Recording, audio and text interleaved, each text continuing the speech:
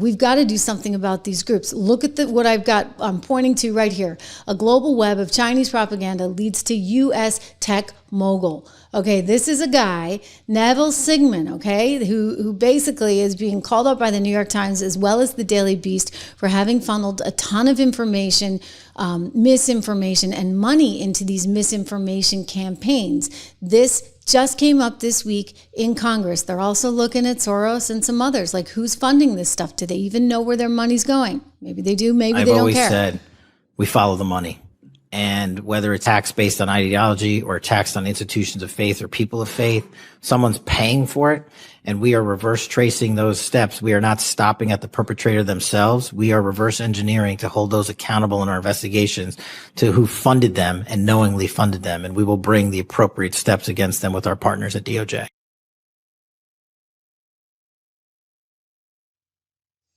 So it could mean someone like this. I mean, Congress has launched an investigation. They have issued a subpoena on a Polina Luna being a big part of that out of Florida.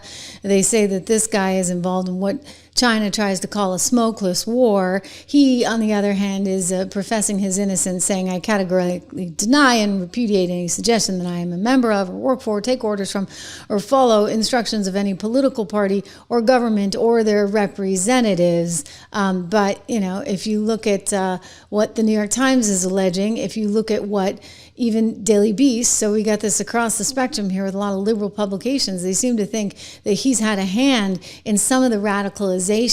This also came up on Twitter recently where they were talking about this Armed Queers of Salt Lake City being one of these groups that may have actually received funding from possibly Cuba.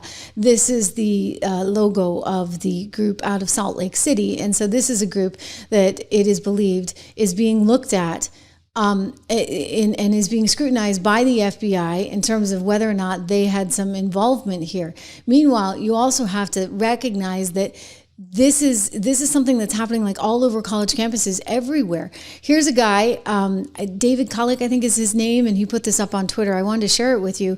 He went out to Georgia Tech. This is days after Charlie's gone down there, and he's looking at all kinds of really angry anti-fascist stuff. But of course, they all think he's a fascist or a dictator because that's what MSNBC and The View and Jimmy Kimmel keep telling you. Here we go. Georgia Tech University in Atlanta, Georgia. And the first thing I see when I come to the campus is the fall of the Trump fascist regime beginning November 5th, 2025. RefuseFascism.org needs to be investigated. 2028 is way too late. Trump must go now. If you walk with me here, we have another sign. This is the scary part. The time has come for the fall of the Trump fascist regime beginning November 5th. No, in the name of humanity, we refuse to accept a fascist America. All over the campus, similar signs. No, in the name of humanity, we refuse to accept a fascist America. RefuseFascism.org, followed by a sign that we already read. This is happening all over this campus. So you got to ask yourself, when you see posters like this nonstop, what are they advocating for? Are they inciting certain events that we have seen recently? The time has come for the fall of the Trump fascist regime. The time has come. I want to say that again. The time has come. That is what left-leaning organizations on college campuses at Georgia Tech are propagating to college students. So when I walk around and I ask students, do you condemn the murder of Charlie Kirk? And they say no. It's most likely because of stuff like this. Yeah, and so that has to change, okay? That has to change. And so we need this full investigation to figure out who exactly is pushing this, because I don't think it's coming from good, wholesome Americans. I think it's coming from some foreign sources that want to do us harm. And then, of course, you got liberals trying to take a political advantage of all this. I mean, for goodness sakes, they clearly can't see the forest for the trees because these lawmakers in New York getting themselves arrested because they want to defend illegals. It's like, what about the people who are here legally? Like, do you care about us? Apparently not. Take a look. They're out there causing all kinds of commotion there in New York City today. Being led by a fascist president, I'm here because ICE should be out of New York. I am here to ensure that we protect all our fellow constituents. It is not illegal to be undocumented.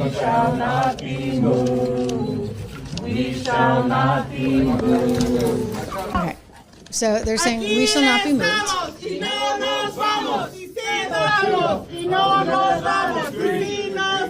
Okay, aquí estamos. We're here. We're not going anywhere. We shall not be moved. They have like the lamest of songs, right? And that's what they did. And so eventually they had to arrest them to get them out of the way. One of them included Brad Landers, who's, basically Mamdami's sidekick. Here's some more video of it. Under arrest! Back up! What?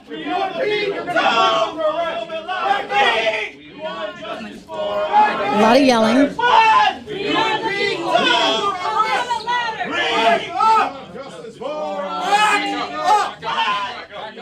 If you impede, you will be placed under arrest. Yeah, okay, that's the reality. Like, you got to move or you're going to be placed under arrest. They just wanted to create this commotion. So 11 of them were arrested. And I guess plenty of people were also arrested outside. Here they are chanting, "Border walls have to go." Border walls have got to go from Palestine to Mexico. Border walls have got to go from Palestine to Mexico.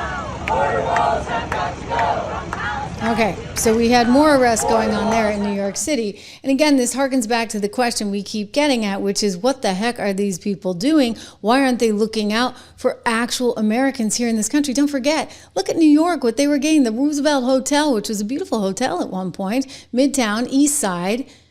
They turned it into a shelter, basically, for all of these people, except it wasn't really a shelter because you still got maid service daily. I mean, hey, I'd like daily maid service. Thank you very much. And they gave you little credit cards with over $300 a week so you could buy ethnically appropriate food because, you just can't give people peanut butter and jelly sandwiches. Forget about it. No, we got to give ethnically appropriate food. We got to give daily maid service. We got to hand out cell phones. What is going on? And then, Lamonica, she's the queen of this. Lamonica McIver. She's not just Monica, she's La Monica. I love that. Like La Regina, the queen, La Monica.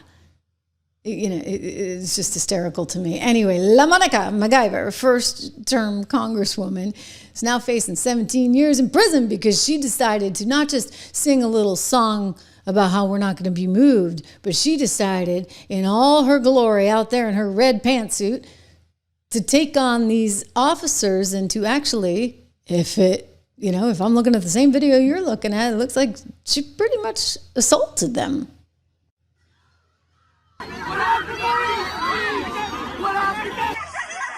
You see this? You see that? Boom.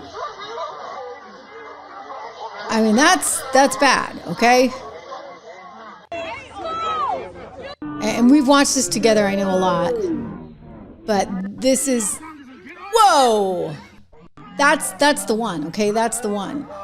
So now she has been indicted and she is going to have to face trial. She's pleading not guilty and she says they're just going after me because I'm a black woman. I don't think so. I think they're going after you because you decided to sock it to one of the federal law enforcement officers, okay? So, times have changed, and those excuses aren't going to work anymore. And I think Americans are actually asking for all of these parties to stand up for what really, really does matter. And that means the Americans that are here and that are here legally. Okay, and by the way, this isn't that controversial. You ask any immigrant who came here legally, and they'd tell you the same thing. Quick shout out to our friends over at Balance in Nature. I love my Balance in Nature because I get all my fruits and veggies that I need to get. There's 31 different ones, and they freeze dry them, and so they keep all the ingredients in there. If you flip it over on the back, you actually can understand what's in there. I didn't think about that, a supplement where you can actually understand the ingredients that are in there. So Balance of Nature, wonderful company. They help me bring you this show for free every single day, 35% off with code Trish and free shipping. So go take a look at them today, balanceofnature.com. Go to the website. Lots of testimonials, a lot of people who really, really love it, not just Trish Regan, but lots of different people. And they've been around for a while. I think you should definitely check them out. Again, 35% off, code word Trish. You're helping yourself and you're helping me. So as we go into the weekend here, again, knowing that the FBI is looking at multiple suspects and there are still a lot of questions as to what happened, I think, more than anything, we just need to remember the goodness of Charlie. We need to remember what he represented, what he wanted, and his legacy has got to live on, right? Like, his legacy has got to live on in a meaningful way for all of us. I think this is exactly what he would want. Without a doubt, I know it's what he would want, because he was just a good person through and through. He was someone who really cared about the country. He cared about young people. He cared about the direction we were heading in. He cared about his family. He cared about God. He wanted all of us to have a relationship with God, and he'll be missed every single day. I know by so many of you. So his funeral is this weekend. It's going to be a huge crowd. It's going to be a huge crowd out there in Arizona. The president is attending, and we all have him in our hearts, and we will hold him forever dear. His wife, Erica, has just been named CEO of Turning Point, so she's got a lot of responsibility being put and placed in her, but I think she's ready for the job. I mean, I'll tell you, he picked a good one. He picked a good one in her, and we will honor his legacy forever. Thank you for being here.